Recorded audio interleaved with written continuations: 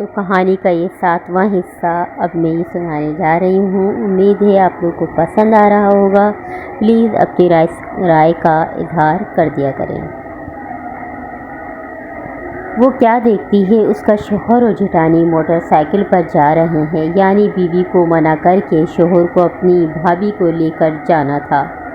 بیوی پریشان پیدل چنچیوں میں جاتی اور شوہر کو ذرا بھی بیٹی تک کی پرواہ نہیں تھی، کیونکہ بیٹی تو اس کے ساتھ ہی جاتی تھی ہر جگہ، کہ اس کے ایسا کرنے سے بیوی ہی نہیں اس کی اولاد بھی سفر کر رہی ہے، رل رہی ہے۔ وہ اپنی بھابھی اس مکار عورت کے عشق اور جال میں پھنس کر رہ گیا تھا۔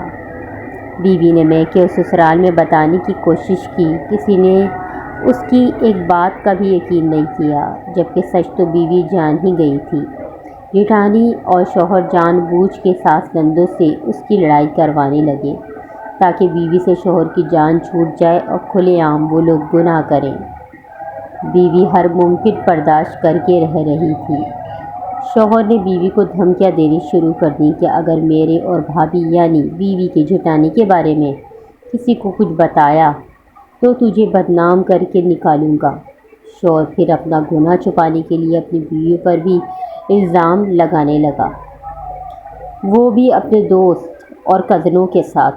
شوہر کے کزن بیوی کو موبائل پر میسج کرتے یا السلام علیکم یا کوئی بھی، جس پر بیوی نے جواب دیا، جس میں سلام، خیر خیریت جیسی کچھ باتیں کی۔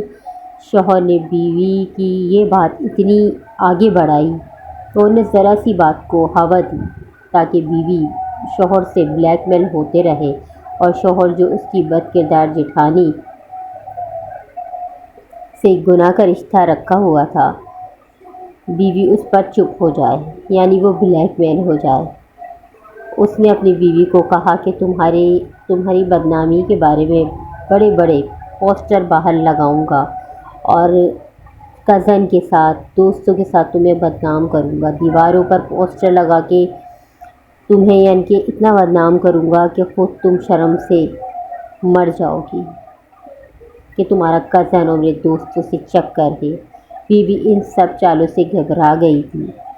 ایک طرف شوہر نہیں بلکہ کسی اور کا ہی تھا، اور دوسری طرف اسے دیکھ کر یہ سب بہت زیادہ دکھ ہوتا کہ مجھ جیسی پاک دامن عورت جو نہیں کرتی، اس کی کردار کی اتنی دھجیاں اسی کا شوہر اڑا رہا ہے۔ آخر کب تک ایسی چالیں وہ برداشت کرتی، ایسی چالیں اور دکھ بھرے ساتھ کے ساتھ رہتی۔ یہ سب 10-11 سالوں میں اس کے ساتھ